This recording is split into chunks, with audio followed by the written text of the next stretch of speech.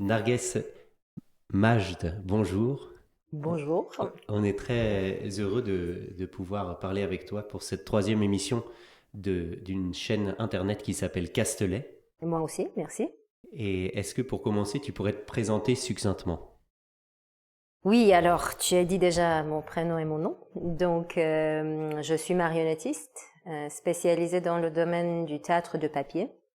Donc, j'ai fait mes études à l'université de Téhéran, les études de la marionnette. Et après, je me suis consacrée au théâtre de papier depuis 2007. Voilà. Alors, tu veux que je dise plus ou Non, non, voilà. on a du temps, du coup, on va pouvoir parler De tout? sur des temps longs. Oui. Mais je peux tout de suite rentrer.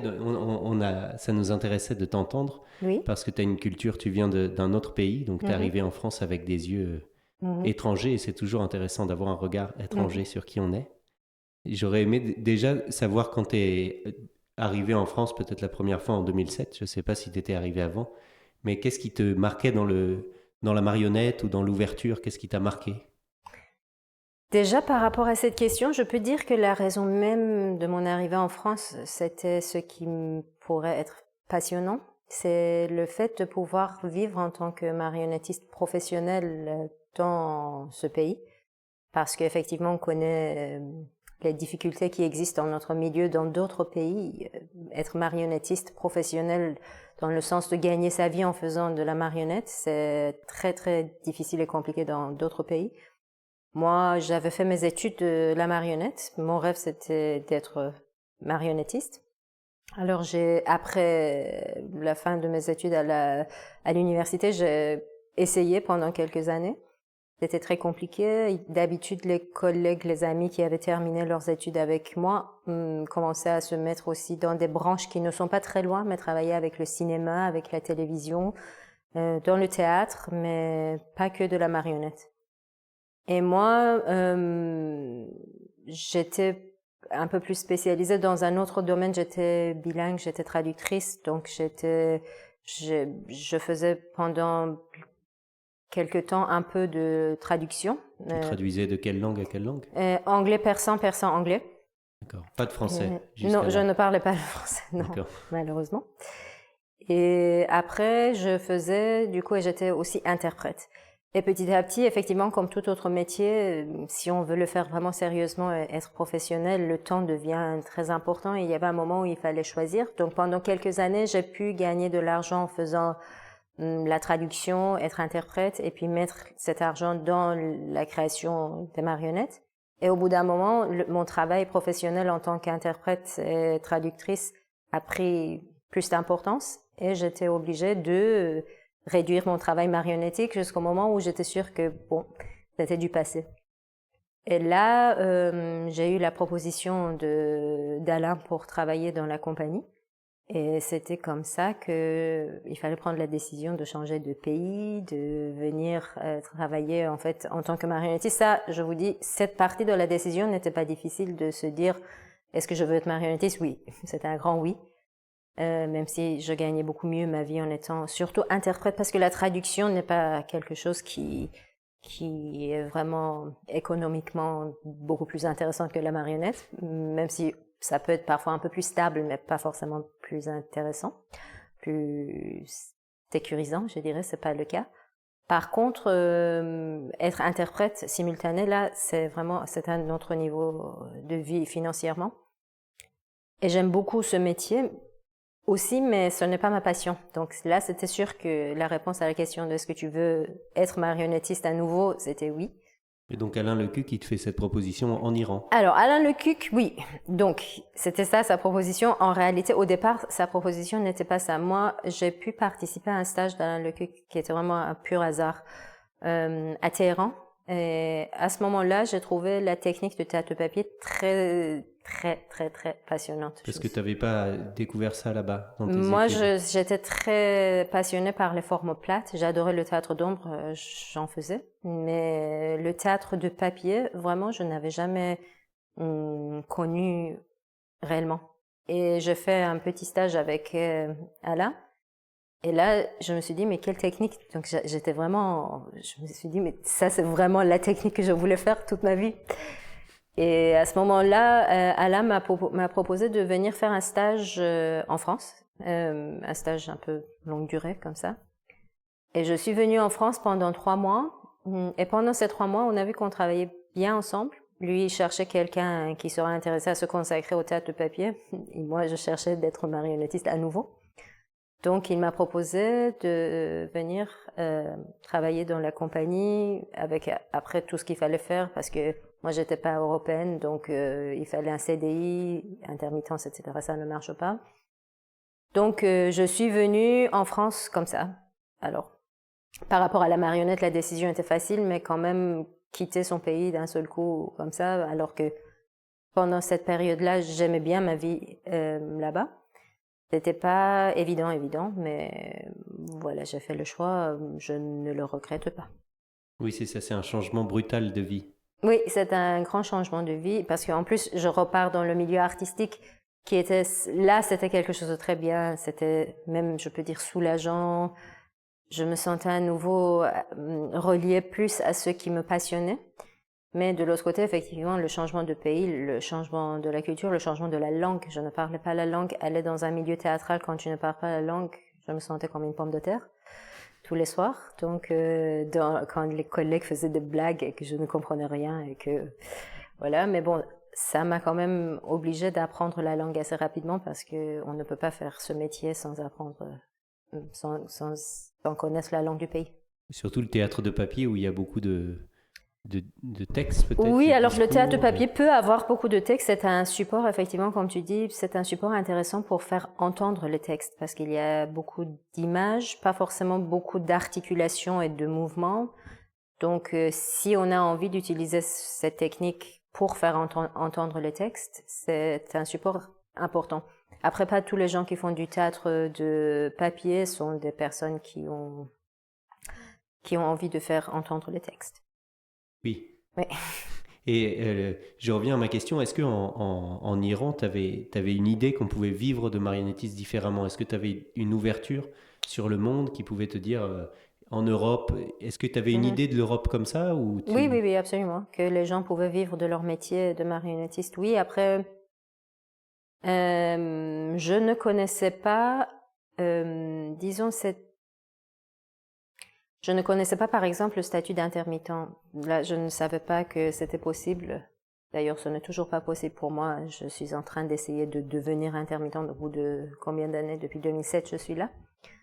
Mais je trouve que c'est très intéressant parce qu'effectivement, les artistes travaillent comme des artistes et ils sont quand même, normalement, ce système est fait pour qu'on ait le temps de se consacrer à son art, la réflexion, etc. Ailleurs, ou bien même en France, quand on n'est pas intermittent, on est obligé de vraiment remplir tout son temps par des activités qui font tourner. Alors soit on a une compagnie, ça fait tourner la compagnie, soit on est artiste indépendant, des activités qui font vivre. Donc du coup, c'est oui, ce statut, je ne le connaissais pas. Je savais qu'il y a dans certains pays des facilités. Alors, je connaissais aussi le système russe, le système des anciens pays de l'Europe de l'Est, les théâtres permanents, les marionnettistes qui travaillent dans les théâtres. J'étais très passionnée par Royal de Luxe. En France, c'était d'ailleurs mon projet de fin d'études était sur eux et sur Bread and Puppet. Les deux, parce que la marionnette dans la rue, c'était quelque chose qui me passionnait, mais du coup, puisque je n'avais pas imaginé de quitter l'Iran, je n'avais pas pensé que est-ce que je pourrais être peut-être marionnettiste professionnelle quelque part ou pas. Mais oui, je savais qu'il y avait des marionnettistes qui vivaient en tant que marionnettistes et ils faisaient que de la marionnette. Oui, c'est ça. Après, le statut d'intermittent, il est très spécifique à la France. Dans les autres pays européens, c'est souvent une vie remplie avec des ateliers avec les écoles, avec les lycées. Et finalement, la partie de création est très limitée. C'est ce qu'on vit quand on n'est pas intermittent en France, c'est ce que je vis en France. Ça veut dire que moi, j'aime beaucoup les ateliers parce que après, chaque créateur a ses façons de se nourrir intellectuellement. Pour moi, faire des ateliers et être en contact avec la société est quelque chose de très important. Ça veut dire que je me nourris réellement des changements, des échanges. Je vois comment je travaille avec le milieu scolaire, entre autres, et je vois comment ça change presque tous les ans, tous les 2 ans. Et pour moi, c'est le changement de la société. Et ce qui se passe dans la société, c'est vraiment le cœur de mon travail. Alors, je ne regrette pas d'être en contact avec cette partie de la société, mais j'aimerais bien pouvoir équilibrer un peu plus, avoir peut-être parfois un peu plus de temps, de ne pas être tout le temps sur les activités, de ne pas vrai. Effectivement, il y a des moments où je me consacre à la création, mais j'aimerais bien d'avoir parfois plus de temps pour consacrer à la création et moins de temps aux différents types d'ateliers. Cela n'empêche que j'apprécie énormément ma relation avec tous ces ateliers et les personnes qui participent à ces ateliers. Oui, c'est atelier aussi au calendrier scolaire, avec les vacances et ces choses-là. Alors ça, c'est pour la partie scolaire, mais je ne fais pas des activités que avec des scolaires. Donc du coup, pendant les vacances scolaires, je fais d'autres ateliers et stages autrement avec d'autres publics. D'accord. Et donc là, tu es à Charleville-Mézières depuis combien de temps? Alors, basée à Charleville-Mézières depuis 2020. Travaillée à Charleville-Mézières depuis que je suis en France. Oui, c'est ça. Il y a un lien fort avec Charleville-Mézières depuis que tu es arrivé, du coup. Avant que j'arrive. Avant même que tu arrives. Oui. Pardon. Je vais boire un peu. Oui. Tu étais déjà venu à Charleville non, avant Non, d'arriver en Avant de venir en 2007, non, mais Charleville-Mézières, j'étais marionnettiste. Donc quand on prononce le mot Charleville-Mézières, tout marionnettiste n'importe où dans le monde ont les yeux qui brillent. J'en faisais partie. Et je me souviens que quand j'étais étudiante, je rêvais même de faire l'ESNAM. Alors je me disais, alors l'ESNAM, franchement, ça pourrait être quelque chose de très intéressant. Et du coup, effectivement, j'avais rêvé Charleville, mais venir m'installer à Charleville-Mézières, c'était pas prévu parce que quand je suis arrivée en France, la première fois que je suis venue à Charleville, j'ai trouvé vraiment cette ville très accueillante. Elle est vraiment super. Je me suis sentie chez moi, chose qui ne m'arrivait pas quand j'étais à Téhéran, où c'est mon vrai chez moi, où je suis née. Je me sentais pas chez moi parce que c'est une très grande ville, etc. Ça change avec le temps. Hein. Maintenant, j'ai un sentiment différent par rapport à Téhéran aussi. Mais c'est vrai que Charleville, d'un seul coup, je me suis dit, j'ai l'impression de rentrer chez moi. Et du coup, je venais très très souvent dès que c'était possible, en sachant que je travaillais énormément aussi avec l'Institut, avec le festival, à l'école, à l'ESNAM. Et du coup, c'était quelque chose, c'est un endroit fréquenté très souvent par moi. Mais après, en 2020, on s'est installé avec quelques projets. Et du coup, là, maintenant, on est en 2025. Donc, ça fait 4 ans et demi que je suis basée à Charleville-Mézières. Et on va parler un peu de la différence de formation. Qu'est-ce qui t'a marqué dans la différence de formation entre un marionnettiste en Iran et un marionnettiste ici? Ça n'a strictement rien à voir, je peux dire. À part la marionnette qui est au cœur des deux. Ici, effectivement, je pense que le système est plus connu, c'est les stages différents avec les différents spécialistes et ça ouvre énormément de portes pour des différentes techniques, des différentes façons de voir, des différentes façons de faire. En Iran, c'est beaucoup plus proche du système russe alors à l'université, il y a un cadre et ce cadre alors il y a des professeurs qui donnent des cours sur des sujets différents. Et du coup, on n'a pas cet éventail de possibilités.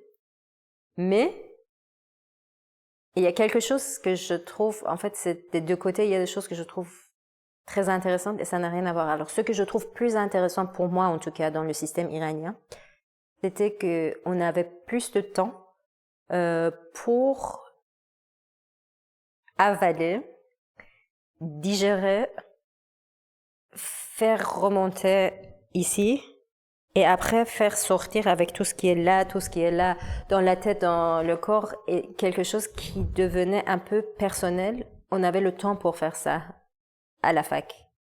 Alors que ici, à l'ESNAM, ça vient plus tard. Il y a beaucoup plus de possibilités d'apprentissage, mais on n'a pas le temps d'approfondir. On n'a pas le temps de personnaliser. On a le temps d'apprendre. C'est comme si pour moi, c'est comme si il y a un grand sac, là. Pendant 3 ans, on le remplit. En faisant des petites sorties comme ça, mais vraiment, on met la main et on sort comme on peut. Et après, au bout de 3 ans, c'est le moment où on peut se dire, ah, moi, je suis vraiment passionnée par ceci ou cela, et maintenant, je veux aller approfondir, et maintenant, je veux aller apprendre à côté de quelqu'un, et peut-être me donner aussi le temps de chercher un peu dans ce qui me touche encore un peu plus, individuellement. Je pense que le système iranien, avec mon caractère à moi, m'a laissé plus de liberté, m'a donné plus de possibilités. Mais je trouve que le système français de l'ESNAM permet à apprendre beaucoup plus. Aller moins dans les profondeurs, mais apprendre beaucoup plus. Oui, en France, on est spécialiste du foie gras, peut-être les mêmes images. On gave l'oie et après on a quelque chose de très gras, très Insiste, plat. alors moi j'ai du mal avec ça. Je ne veux pas imaginer ces pauvres lèvres, ni ceux qui sont là, ni les précédents, comme ces oies et ces canards. D'ailleurs, j'en mange pas et je ne mange pas de viande, donc on peut s'arrêter là. Voilà. Je voulais, tu m'as dit que tu avais été intéressé par la rue déjà en Iran. Est-ce qu'en Iran, la marionnette, elle a une place dans la rue déjà ou c'est quelque chose que tu as découvert dans tes études et que tu t'es dit, ah, il y a cette possibilité? Je me rends pas compte si le climat, tout ça permet. Non, la tradition de la marionnette, alors dans la rue comme ça, pas forcément. La marionnette traditionnelle qui est je veux dire, le castelet traditionnel iranien, effectivement, ça peut s'installer dans la rue ou dans des cafés, donc ce n'est pas dans une salle de spectacle, mais la tradition d'aller voir un spectacle comme ça dans la rue, non, ce n'est pas quelque chose qui existe forcément en Iran. Après, il y a beaucoup de marionnettes contemporaines pendant le festival international tous les 2 ans, il y a aussi des spectacles de rue iraniens. Selon les époques, il y a eu des spectacles très intéressants ou des spectacles moins intéressants. Ça dépend comment les choses sont vraiment. Je pense qu'il y a des tendances, des mouvements, des situations sociales, des situations politiques. Donc du coup, ça peut changer, mais oui, je pense que je peux te dire que ce n'est pas une tradition, la marionnette dans la rue, ce n'est pas une tradition iranienne. La preuve, c'est que quand je faisais mon projet de fin d'études, vraiment les 2 gros chapitres de ce que j'écrivais étaient sur Royal Deluxe et Bread and Puppet. Donc Oui, tu n'avais pas de parallèle iranien. Alors dans ce sens-là, pas du tout. Et puis du coup, l'autre marionnette, c'est qu'on trouve dans l'espace public, par exemple, c'est dans un castelet. Ce n'est pas ouvert. Aujourd'hui, je dis, il y en a, hein, mais ce n'est pas une tradition iranienne. Oui, c'est ça. Et je sais que ton dernier projet qu'on a vu est dans la rue. Est-ce que pour toi, tu avais fait quelque chose déjà dans la rue ou c'est une première de sortir dans la rue? J'avais, oui, déjà fait quelque chose dans la rue parce que c'était mon projet de fin d'études. Et à l'époque, en Iran, le projet de fin d'études, il fallait écrire c'était une dissertation plus un projet pratique. Donc, du coup, c'était le projet pratique était quelque chose aussi dans la rue, mais c'était plutôt avec des très grandes marionnettes qui n'avaient rien à voir avec la technique du théâtre de papier.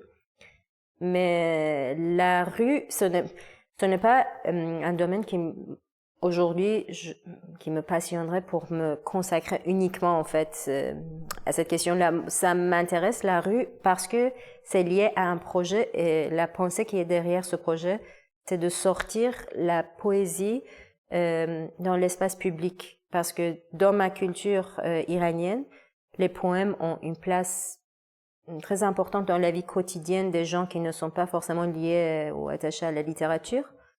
Et ici, en France, en tout cas, c'est complètement l'inverse parce que même les personnes qui sont très attachées à la littérature et très passionnées par beaucoup de formes de la littérature ne sont pas forcément très attachées à la poésie. Et du coup, mon idée, c'était de pouvoir sortir cette poésie qui a l'air très dure en France dans l'espace public, d'où vient le nom Castelet en verdure, qui est un castelet qui est en verdure et qui s'écrit en vers, V-E-R-S, dur, D-U-R-S, les vers durs.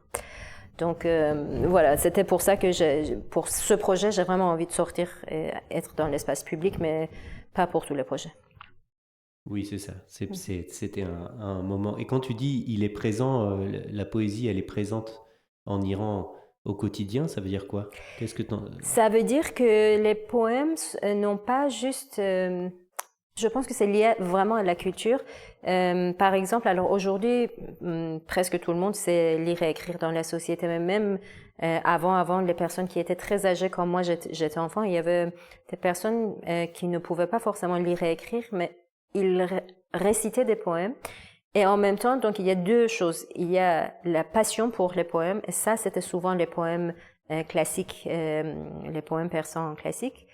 Et sinon, les poèmes ont aussi une place dans la vie quotidienne, dans le sens de, par exemple, il se passe quelque chose dans la rue, et que moi j'arrive et tu me dis, mais qu'est-ce qui se passe? Au lieu de te raconter qu'il s'est passé ceci et cela, je dis un vers et tu comprends. C'est vraiment il y a énormément de situations qui ont été dans la poésie que tout le monde connaît par cœur. Et du coup, t'as pas besoin d'être forcément quelqu'un de lettré ou passionné par la littérature du tout. C'est vraiment là, c'est dans la vie quotidienne. Dans le taxi, tu montes. Ce n'est pas le cas de tous les taxis, mais par exemple, à Shiraz, qui est vraiment une ville de la poésie, ou même à Téhéran, il m'est arrivé là, au mois de décembre 2024, quand j'étais à Téhéran.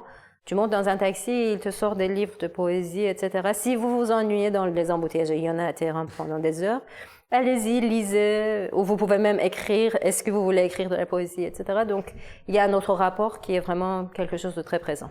Oui, c'est ça. Nous, on a un peu les proverbes des fois qui existaient maintenant, peut-être qu'ils sont moins présents, mais oui. Il y avait l'idée du proverbe pour répondre un peu comme tu dis. Absolument. Donc, il y a des proverbes, il y en a beaucoup, et il y a aussi des vers, et pas les proverbes, qui font la même chose, qui ont exactement la même utilisation que les proverbes, en fait. Oui, c'est très intéressant, comme si on citait, comme si on vivait la même chose que quelqu'un d'autre peut-être, ou que quelqu'un l'avait mieux raconté que nous. C'est ça, c'est vraiment, en plus, souvent, c'est des choses aussi qui riment très souvent, donc ça reste dans la tête. Donc ça se rapproche des proverbes que tu dis, mais c'est des poèmes vraiment, c'est vraiment des poèmes. Je me rends pas compte, par exemple, tu pourrais nous dire un vers en persan qu'on écoute, comment c'est? Oui, qu'on se dit par exemple. Alors, disons, je vais aller voir le travail de quelqu'un, un collègue marionnettiste qui a fait un spectacle. Je trouve que son spectacle n'est pas très fort, par exemple, et je trouve que mon ami qui a créé ce spectacle a l'impression que son spectacle est très fort. Et alors, une troisième personne me demande qu'est-ce que tu as pensé de la situation, et je peux dire Ankas kenadonad, vanadonad kenadonad. Donc ça, c'est la moitié. Donc c'est juste la moitié du vers. J'ai même pas besoin de continuer et la personne va rigoler parce que ce que je viens de dire, ça veut dire celui qui ne sait pas et qui ne sait pas qui ne sait pas. Et après, la suite, c'est Dar jahl morakab abadodar bemonat. Ça veut dire va rester dans son ignorance jusqu'à la fin du monde. Ce n'est pas méchant du tout. Si je dis ça, ça paraît méchant. Mais c'est une manière de dire que je regrette, mais ça adoucit en fait. Alors que si je sors et je dis que c'est nul, ils ne se rendent pas compte. C'est pas ça. C'est beaucoup plus, il y a beaucoup plus d'affection dedans quand je dis ça. Oui. En tout cas, dans ma culture, peut-être que vous, en regardant de l'extérieur, ça fait exactement la même chose, mais c'est une question culturelle. Alors que quand je dis ça, ça veut dire que je regrette, mais je le trouve dans cette situation-là. Oui, et ça c'est un poème par exemple qui est de quel auteur? Alors là, ça date de quand? Il faut que je vérifie, je vais te le dire après, là je ne l'ai pas dans ma tête. On mettra dans la description peut-être le nom de l'auteur. Et c'est un poème qui continue parce que ça va dans des situations différentes, parce qu'on a celui qui ne sait pas, qui sait qu'il ne sait pas, ou celui qui sait et qui ne sait pas qu'il sait. Donc il y a vraiment des choses qui continuent et je peux les utiliser vraiment dans des situations différentes. C'est bien, on mettra peut-être un lien vers tout le poème pour qu'on puisse découvrir cette culture iranienne. Oui. Alors, on va passer à un autre sujet. Je sais que tu vas intervenir à l'ESNAM en dramaturgie et que tu as choisi la poésie, donc c'est une continuité. Ah, il faut pas annoncer, personne n'est au courant encore. Ah, personne n'est au courant. C'est pas grave. C'est une surprise. Tu vas mettre ça en ligne une fois que j'ai déjà annoncé. Voilà, Voilà, on attendra l'annonce. Ouais. Donc au Ouais. moment où la vidéo sortira, Oui, ça sera déjà annoncé. oui.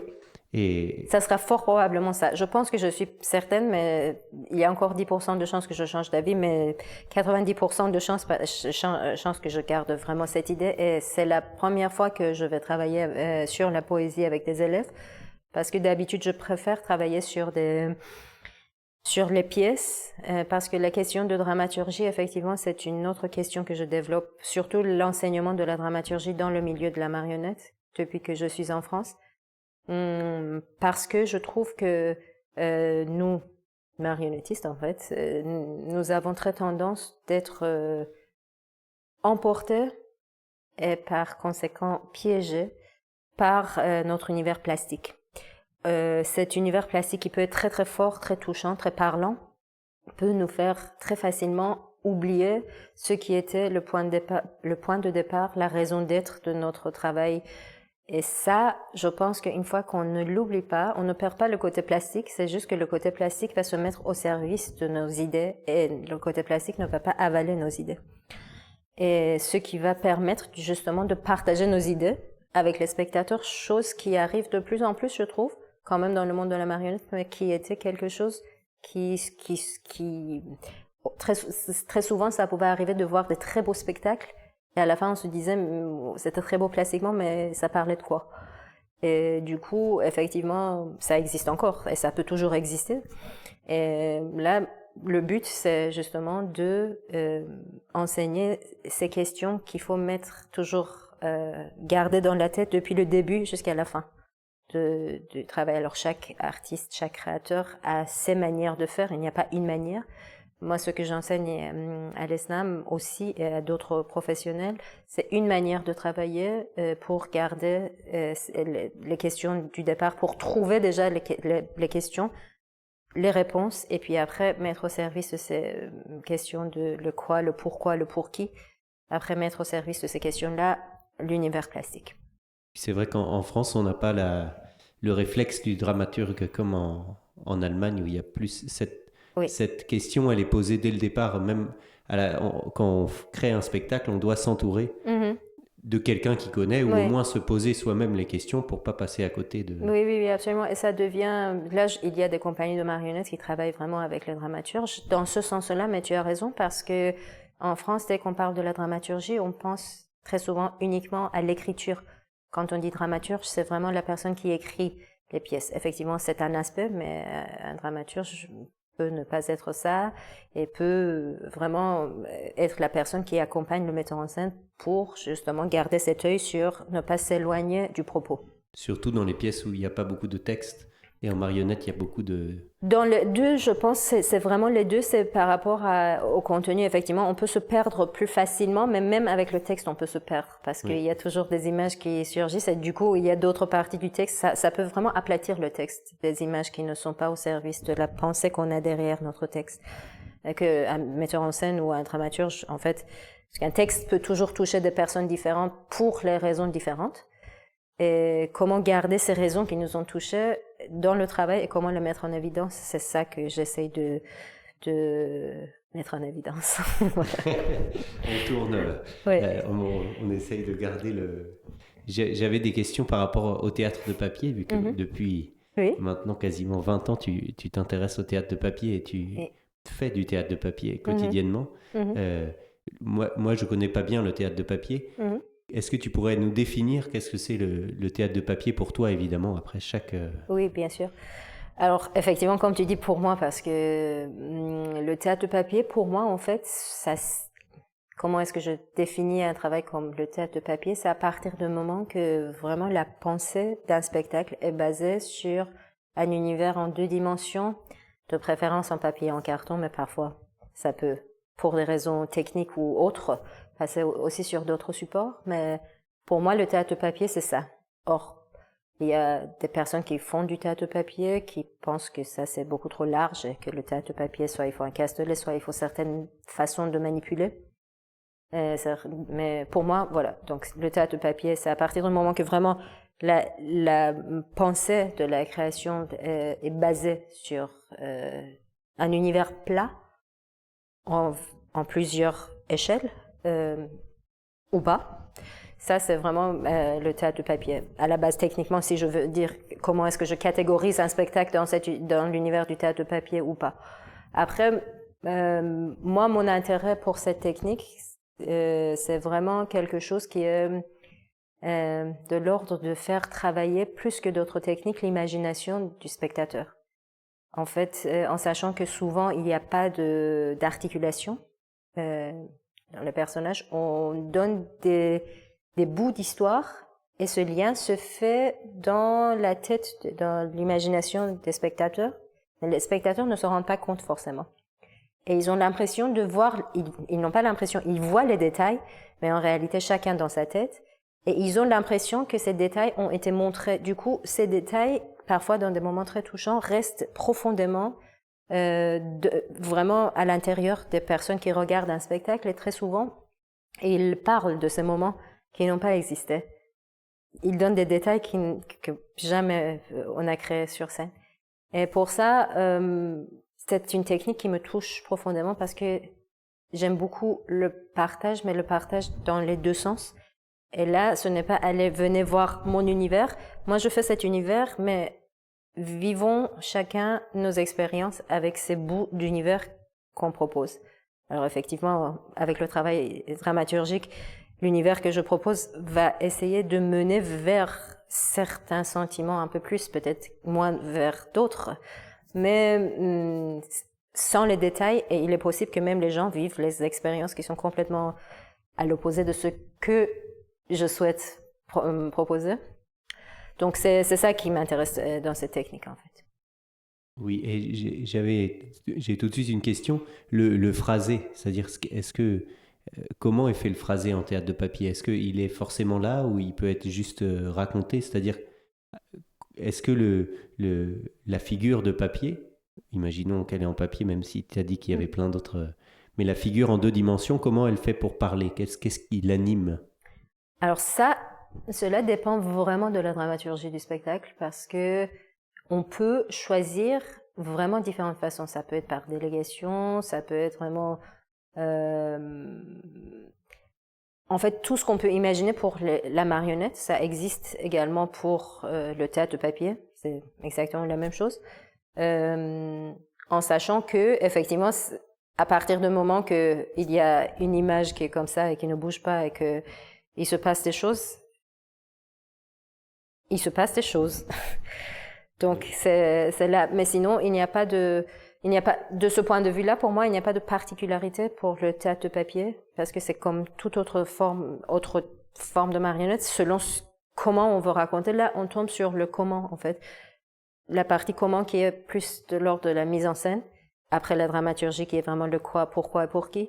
Et là, quand cela est clair, ce comment va se mettre au service de ces questions-là, et là, on va tomber effectivement sur les phrases nécessaires pour chaque spectacle, la manière de manipuler ou de entrer en contact. On peut avoir un personnage de théâtre de papier, moi je peux être un personnage à côté et être en contact. On peut changer de rôle rapidement, comme tout ce qui est marionnette contemporaine, c'est vrai pour le théâtre de papier aussi. Et ça ressemble quand même beaucoup au théâtre d'ombre? Ou pour toi, il y a des Ça grandes différences? ressemble au théâtre d'ombre de point de vue du plat, parce qu'on Oui, on est dans le plat. je pensais. Alors le théâtre d'ombre, effectivement, il y a l'écran et il y a effectivement un autre type de rapport qu'on crée avec l'espace, je pense, qui est super intéressant. Je pense la ressemblance entre les deux techniques, comme tu me poses la question, ça me vient là, c'est tout de suite le plat. Et ce qui les éloigne, qui les sépare, éloigner c'est pas le bon mot, mais ce qui les sépare, c'est le rapport avec l'espace. Surtout avec l'ombre contemporaine, là, on a un autre type de rapport avec l'espace. Alors avec le théâtre de papier, aussi on peut avoir tout type de rapport avec l'espace, mais en tout cas pour moi, je ne suis pas du tout spécialisée dans le domaine du théâtre d'ombre, mais en tant que spectatrice, quand je regarde les théâtres d'ombre, les spectacles de théâtre d'ombre, alors de manière contemporaine, ce rapport avec l'espace est différent. C'est vraiment une particularité dans cette technique. Et pour moi, avec le théâtre de papier, ce n'est pas forcément ça. C'est comme d'autres formes de la marionnette, mais en plus avec la question du plat. D'accord. Et j'avais une question dans l'évolution. Le dessin animé, les premiers dessins animés qu'on a en tête, je trouve, ont ce rapport en 2 dimensions ou avec un fond. Ça ressemble beaucoup à un théâtre de papier pour moi. Absolument. En fait, ça ressemble beaucoup au théâtre de papier pour moi aussi. Et quand je voulais faire mes études à la fac, en fait, j'ai fait la marionnette pour faire un master du cinéma d'animation. Ça me permettait de faire ça. Finalement, quand j'ai fait ce chemin, le rapport entre le public et les comédiens m'a beaucoup inspiré. J'ai vu que je préférais ce rapport par rapport au rapport qu'on peut avoir avec l'écran. Mais c'est exactement ça. Et alors, entre le théâtre de papier et le cinéma d'animation, ce qui est différent pour moi, c'est que dans le cinéma d'animation, finalement, le créateur crée ces détails sur l'écran. Dans le théâtre de papier, on donne des bouts. Et la création se fait dans la tête de spectateur. C'est ça la différence. Oui, c'est le spectacle vivant qui permet aussi. C'est le spectacle vivant, évidemment, le jeu, l'énergie, l'échange, tout ça, ce qui est lié à toute technique, alors théâtrale d'ailleurs, pas que marionnettique, mais ça c'est le rapport scène et salle. Mais par rapport à l'univers plat, les deux univers plats du théâtre de papier, du cinéma d'animation, ce qui est différent, c'est que dans le cinéma d'animation, les détails finalement on les crée, toutes les images sont là et c'est sur l'écran. En fait, avant, ça se lie et après on voit le résultat sur l'écran. Dans le théâtre de papier, ces bouts ne sont finalement jamais liés. Moi, si je veux avoir un personnage qui est là comme ça, et après je veux le montrer souriant, donc je vais sortir celui-ci et je vais faire entrer le même souriant, oui. Et après je vais faire entrer le prochain qui est, je sais pas, en colère. Et les gens font le lien et ils sont sûrs qu'ils ont vu qu'il est devenu fâché et puis il a souri en même temps, alors que c'est vraiment simple, c'est boum boum, on remplace, mais ça marche. C'est des codes, à partir du moment que le spectateur accepte ces codes, c'est là que ça se passe. Oui, mais finalement, au début du cinéma, il y avait aussi cette idée, on coupe, et d'un coup, il y a l'explosion. Méliès, il faisait ça de couper aussi. C'est-à-dire, le dessin animé, c'est aussi une succession d'images. Oui, c'est pour ça qu'ils se ressemblent, absolument. Notre cerveau fait le travail de lier, mais en fait, c'est une succession d'images. C'est ce qui est le point commun entre les deux, je suis d'accord. Super. J'avais encore des questions. J'aurais aimé comprendre, toi, comment tu as un rapport au dessin. D'où ça te vient? Est-ce que c'est petit? Est-ce que c'est... Je sais que tu dessines. Cette chose-là, ça t'est venu parce que tu me dis que tu voulais faire du cinéma d'animation, donc tu avais déjà dessiné. Est-ce que c'est quoi ton rapport au dessin? Alors, mon rapport au dessin, c'est drôle parce que j'aime beaucoup, beaucoup les dessins. Les dessins m'ont toujours énormément nourri. Dessiner, un peu plus compliqué que ça parce que c'est drôle, c'est anecdotique, vraiment anecdotique, mais c'est ce qui s'est passé, voilà. C'est que, en fait, j'aimais bien dessiner et puis, je me souviens une fois à l'école maternelle, j'ai dessiné un ciel et puis avec des nuages bleus. Et j'étais vraiment toute fière de mon dessin. Et puis, l'institutrice m'a dit, c'est le ciel qui est bleu et les nuages qui sont blancs. Et là, c'est très drôle. À partir de ce jour-là, je n'avais plus du tout envie de dessiner jusqu'à vraiment l'âge avancé. Alors que j'adorais regarder les dessins, mais je pense que quelque chose, voilà, je sais pas, parce que d'habitude, il se passe ce genre de choses dans la vie et on passe à d'autres choses et on reprend, mais là, je sais pas où c'est parti, en tout cas, je n'avais plus du tout envie de dessiner. Donc, non, je n'ai pas dessiné pendant très longtemps. Et après, c'est surtout, je pense, j'aime bien les expressions avec les dessins. Et en tout cas, quand on fait la marionnette, et on est à la fac, il faut commencer à dessiner à nouveau. Donc, c'était à nouveau à la fac que j'ai commencé à dessiner, ou juste avant pour passer peut-être le concours, oui. C'était. Donc, maintenant, dessiner, c'est quelque chose que j'aime énormément.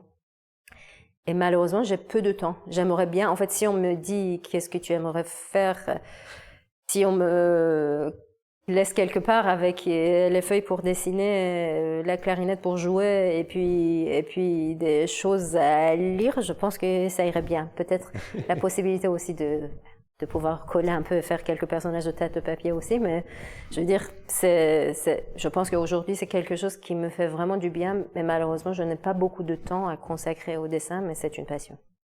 Oui, l'avantage, c'est que pour créer tes spectacles, tu dois dessiner. Donc Là, je dois dessiner, ça me voilà, fait du bien, oui. il y a oui. Et tu as mentionné la clarinette. Tu joues de la clarinette aussi. Oui, c'est ça. Depuis que tu es petite aussi, depuis que j'étais adolescente, après ça s'est arrêté, après j'ai repris.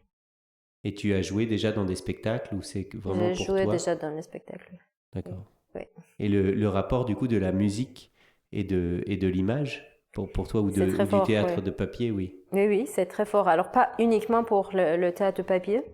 Là, je peux pas te dire que pour moi il y a un rapport plus fort entre le théâtre de papier et la musique, mais entre la musique et d'ailleurs, je trouve la musique très très intéressante parce que ça va. Moi, en étant très concentrée sur la question de la dramaturgie, j'ai l'impression que je peux devenir parfois trop intellectuelle dans le travail. C'est pas bon ça. Il faut pouvoir doser aussi dans l'être humain.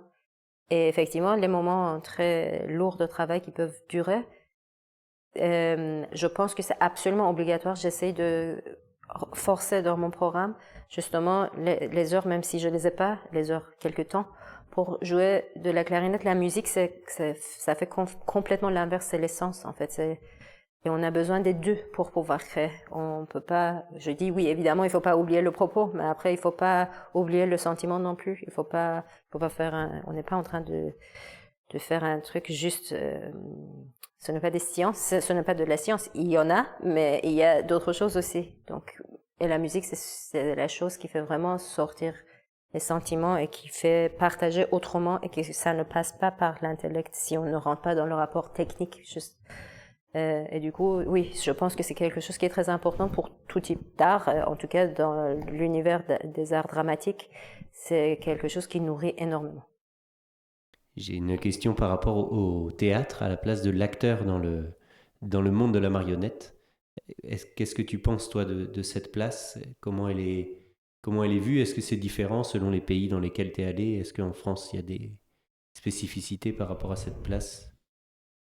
Je pense que, alors, la question a beaucoup de parties. Je vais dire pour la partie, quelle est la place de l'acteur pour moi dans le monde de la marionnette? C'est une place hyper importante. Parce que un super manipulateur qui ne sait pas jouer, il n'y a pas de problème, mais il ne faut pas qu'il joue. Ça veut dire qu'il faut qu'on connaisse vraiment, il faut que chacun connaisse ses capacités. On peut être très bon manipulateur et pas bon comédien.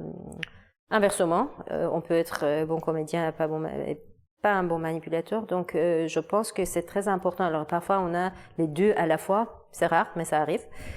Et effectivement, c'est très bien de pouvoir voir ça.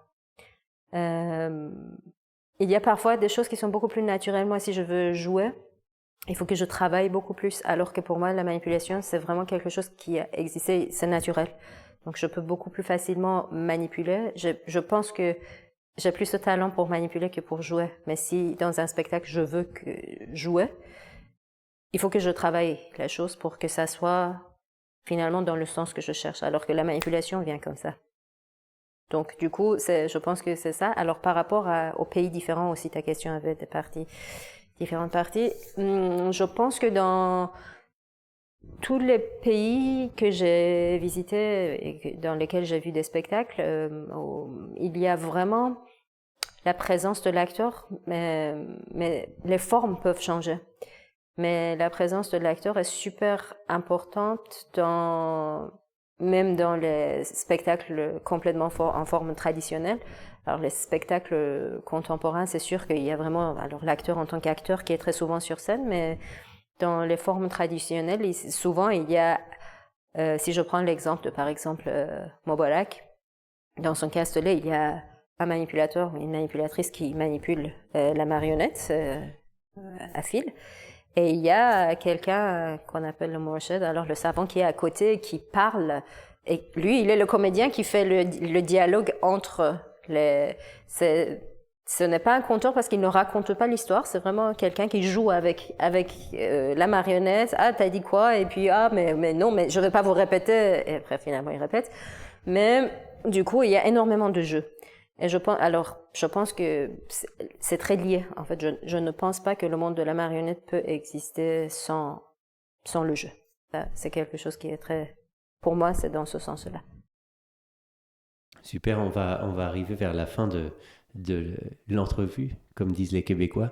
J'avais une question. Est-ce que tu pourrais donner 3 spectacles en marionnette qui t'ont marqué? Les spectacles en marionnette qui m'ont marqué. Pas mal. Alors, il faut que je réfléchisse. Là, je n'avais pas préparé ça. Il y en a un qui me vient tout de suite. Il s'appelait, il a très peu tourné, hélas. Il s'appelait Et cependant de la compagnie Chapensphère. C'était sur la vieillesse. Avec une danseuse, une vidéaste et des marionnettistes.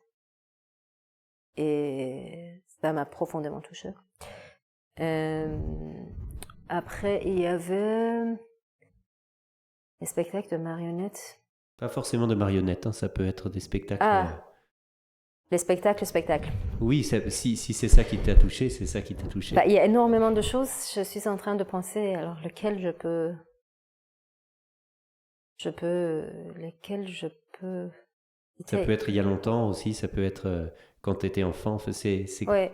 Des choses qui t'ont marqué dans ton... Alors, je suis en train de me dire, je suis très, très, très touchée. Et ces spectacles, malheureusement, je ne les ai jamais vus sur scène, mais je suis très touchée parce que je suis très touchée par la musique, mais quand Philip Glass et Bob Wilson ont travaillé ensemble. Et là, effectivement, c'est genre 3 heures de spectacle avec la musique minimaliste, mais ça m'emporte énormément. Comme Einstein on the Beach, par exemple. Et donc, voici 2 de styles différents. Et alors, un spectacle qui m'a énormément emporté, je suis en train de penser, c'est sûr. En Iran, j'ai vu des spectacles qui m'ont beaucoup touchée. Duquel je peux parler? Mais dur, là. Je sais pas lequel je peux dire vraiment. Parce qu'il y en a tellement et pour des raisons différentes, là, il me reste un choix. Non, tu peux en avoir plus si tu as envie. On a le temps de 3 si tu veux. 2, 3. Il n'y a pas de limite. 3, c'était pour avoir une idée comme ça. J'aime énormément, en fait, les spectacles. Je suis en train de penser, les noms ne me viennent pas là, mais les spectacles qui sont très liés à la vie quotidienne, mais qui sont pas... en fait, l'aspect artistique est présent et on part de ce qui se passe aujourd'hui. Donc, pour des raisons différentes, ça peut être un opéra, ça peut être un spectacle de danse. D'ailleurs, oui, les spectacles de danse, effectivement, là, on dit effectivement...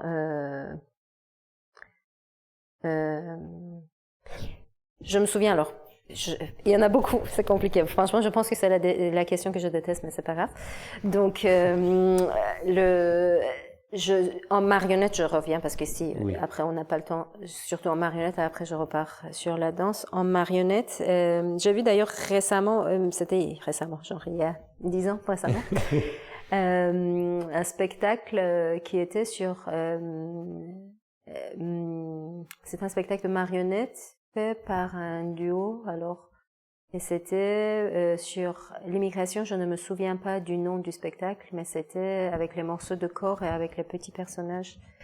Et je l'ai vu au Festival de Charleville. Le titre du spectacle m'échappe, mais j'ai trouvé que c'était un beau travail justement qui parlait de choses qui nous arrivent là dans la société, avec le côté marionnettique très présent. En fait, pareil pour les spectacles de danse. J'aime beaucoup les spectacles de danse contemporaine. Alors plutôt, il y en a tellement aujourd'hui, Mais par exemple, les spectacles qui m'ont touché, les spectacles de Pina Bausch m'ont touché énormément. Et les spectacles de... Oh, le nom de cette chorégraphe. Ça me viendra. Le nom du spectacle m'échappe aussi. La Belge. Anne-Theresa de Kerismaker. Voilà. Donc, j'aime beaucoup, beaucoup, beaucoup. C'est des spectacles qui m'emportent, carrément. La danse, ça te plaît comme La spectacle? danse me plaît beaucoup. Ouais. La marionnette me plaît beaucoup. Le bon théâtre aussi me plaît beaucoup, le bon théâtre d'acteur. Mais je pense que avec la présence de la musique et le mouvement, je suis plus emportée. Quand même que ça m'arrive rarement d'être très emportée par le théâtre dans son sens classique. De paroles, images et jeux d'acteurs sans passer par des étapes où l'imagination travaille un peu plus. Là, il m'est pas arrivé d'être emportée même par de très bons comédiens. J'apprécie énormément le jeu, j'apprécie ce qui se passe sur scène, mais ça ne m'emporte pas. Je pense que pour être emportée, j'ai besoin de passer par autre chose. La danse le fait, la marionnette le fait, la musique le fait, et du coup, voilà, je pense que je peux m'ennuyer moins pendant les spectacles de danse avec alors de la musique et de la marionnette.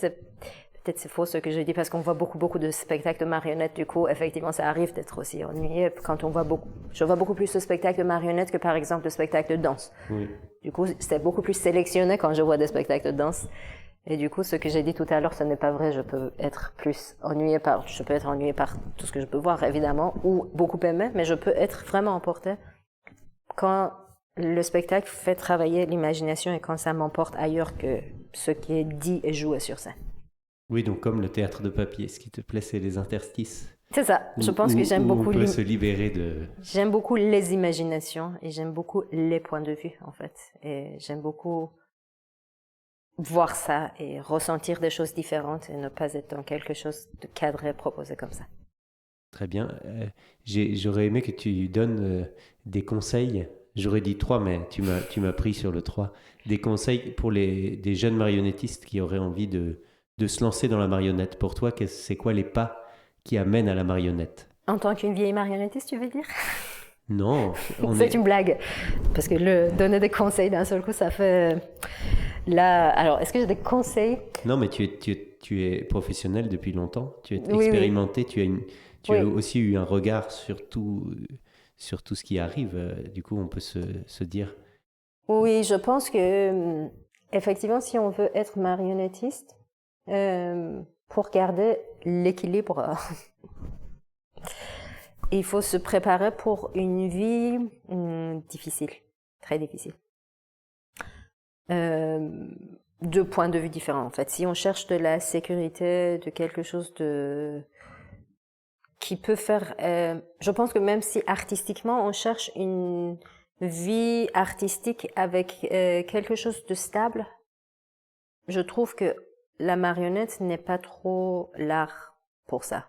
Il y a beaucoup d'instabilité, on peut apprécier ça, on peut ne pas apprécier mais être passionné de cet art et vouloir continuer. Mais si on veut quelque chose de plus stable, je trouve que la marionnette, ça ne donne pas cette stabilité parce qu'il y a énormément de hauts et de bas. Dans tous les arts, il y en a. Mais la marionnette, il y a aussi le côté, il y a tous les hauts et les bas disons, prenons l'exemple du théâtre, par exemple, plus le côté physique, chargement, déchargement, montage, démontage. Donc, il y a toute une vie. Je pense que la vie d'un marionnettiste et la vie d'un ouvrier qui fait de travail physique, de certains points de vue, se ressemblent. Et parfois, il y a des jeunes qui se font cette idée de artiste. Marionnettiste, ça ne peut pas être ça. En tout cas, dans la façon qu'on travaille en France. Peut-être que dans les pays où il y a un théâtre fixe, il y a plus de confort. Peut-être que les gens sont plus spécialisés dans leur domaine, dans les détails de chaque... Alors, la scénographie est faite par une équipe, le jeu est fait par une équipe, mais là, dans notre cas où on fait tout un ensemble et qu'on monte et qu'on est tout le temps sur la route, chauffeur de camion, etc., je pense qu'il faut être vraiment au courant de tout cela, et puis si on est prêt, puis on y va et on ne s'attend pas à une vie tranquille. C'est bien, c'est un très beau conseil.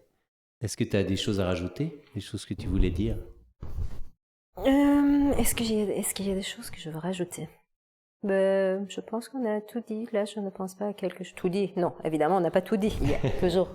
C'est infini, mais je pense qu'on a un peu traversé les choses que je pense que tu voulais discuter, à part le fait que finalement, je t'ai jamais répondu pour ces spectacles-là, parce que là, ça vient et je peux pas, vraiment. Bah oui, c'est pas facile. Oui.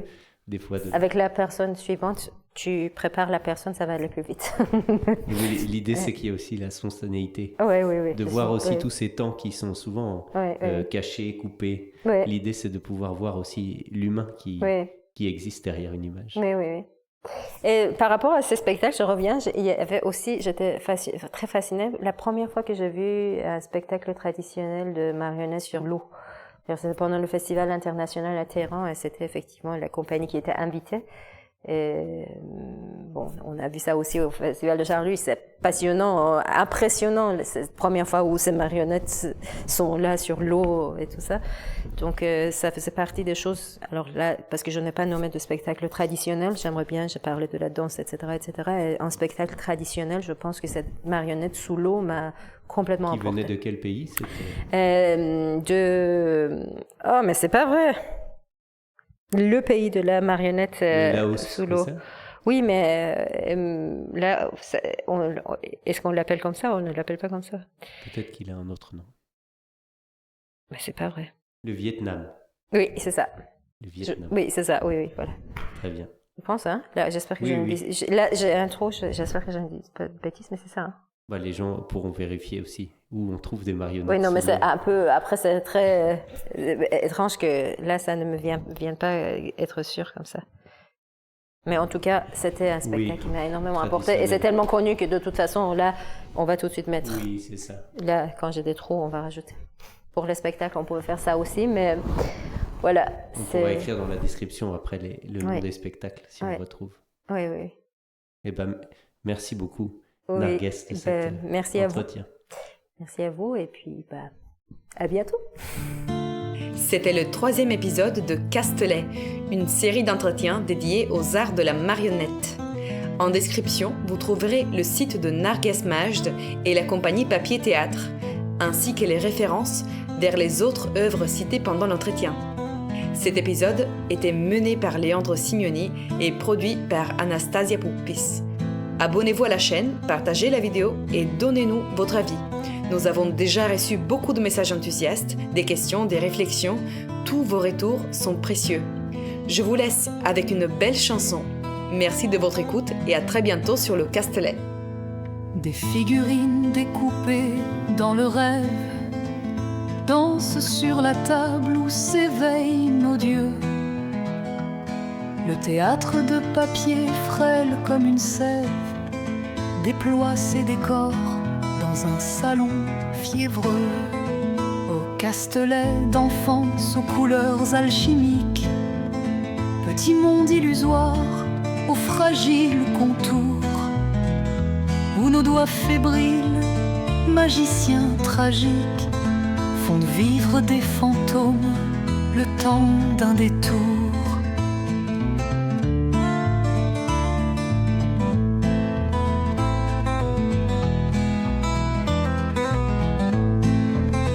Les personnages de carton sous la lampe jaune projettent leurs ombres vers l'infini sans bruit, tandis que le manipulateur, comme un faune, insuffle aux silhouettes l'éclat de minuit.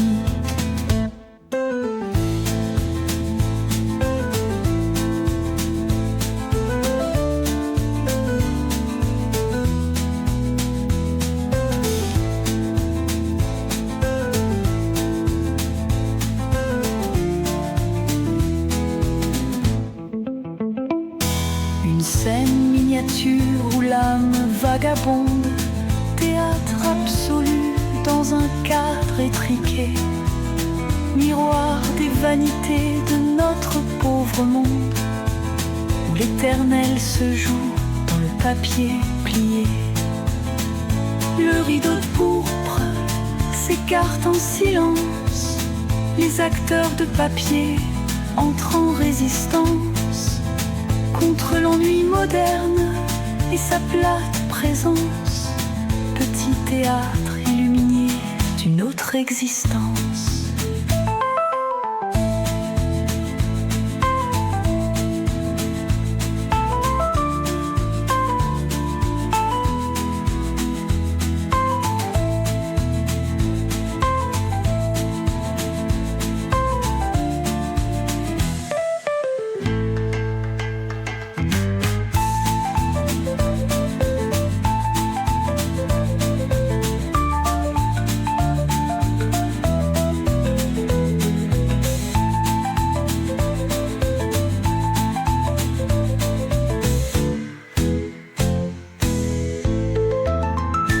Personnages de carton sous la lampe jaune projettent leurs ombres vers l'infini sans bruit, tandis que le manipulateur, comme un faune, vif aux silhouettes l'éclat de nuit.